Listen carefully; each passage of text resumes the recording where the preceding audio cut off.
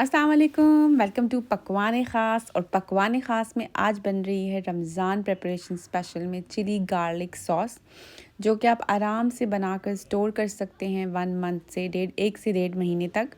और बहुत ही low budget में, बहुत कम कीमत में आपको घर की बनी हुई साफ़ सुथरी और बहुत अच्छी सॉस मिल जाएगी।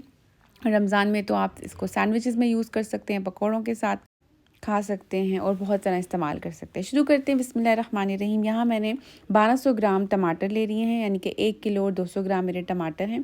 4 से 5 क्लोव्स गार्लिक के डाल दिए हैं। एक छोटा सा प्याज का मैंने लेकर उसको बड़े बड़े टुकड़ों में काट के डाल दिया है। 5 से 6 दाने मैंने रेड होल पेपर डाल दी, जो ड्राई रेड चिली होती है वो डाल दी है। 4 लौंग डाल दिए हैं और एक दालचीनी का टुकड़ा डाल दिया है, जो एक बहुत अच्छा फ्लेवर दे देगा आपकी सॉस को।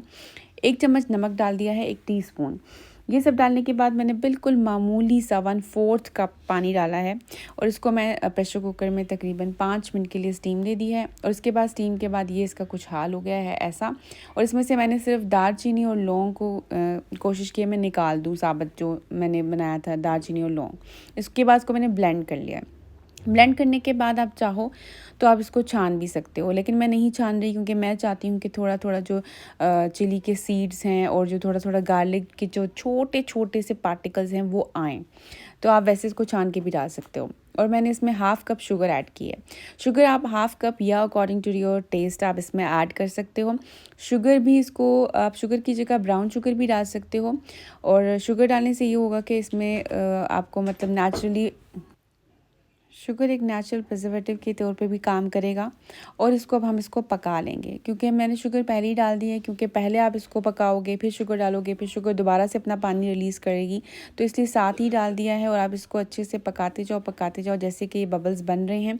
जब बबल्स बनना शुरू होते हैं तो उस वक्त आपने इसमें विनेगर ऐड करना है, यानी कि प्लेन सिरका जो वाइट सिरका होता है वो ऐड कर दो आप, तकरीबन 5 से 6 टेबल स्पून। सिरका भी जो है इसको प्रिजर्व करने में हेल्प करेगा लॉन्ग टाइम। जैसा कि आपको पता है कि अचारों में हम सिरका डालते हैं, तो सिरका जो होता है एक नेचुरल प्रिजर्वेटिव होता है, जो आपको लॉन्ग टाइम चीज़ को स्टोर करने में हेल्प करता है। ये देखिए कुछ ऐसी कंसिस्टेंसी थी, तो मुझे लगा कि इसे थोड़ी सी थिक और होनी चाहिए, तो मैंने इसको थोड़ा और पकाया है। अब इसमें दोबारा से मैंने 1 टीस्पून नमक डाला है। एक तब डाला था जब हम टमाटर को बॉईल कर रहे थे। और आपकी मज़ेदार सॉस तैयार है। आप इसको साफ़ सुथरे ग्लास के जार में धोकर साफ़ करके उसको इसमें स्टोर कर लें और फ्रिज में आप इसको रेसिपी 1 अच्छी से लगी 1.5 ज़रूर महीना लाइक आराम से कीजिएगा। रख मेरे सकते हैं। चैनल पे नए हैं तो सब्सक्राइब करना ना भूलिएगा। थैंक यू, कीप वॉचिंग पकवान ख़ास।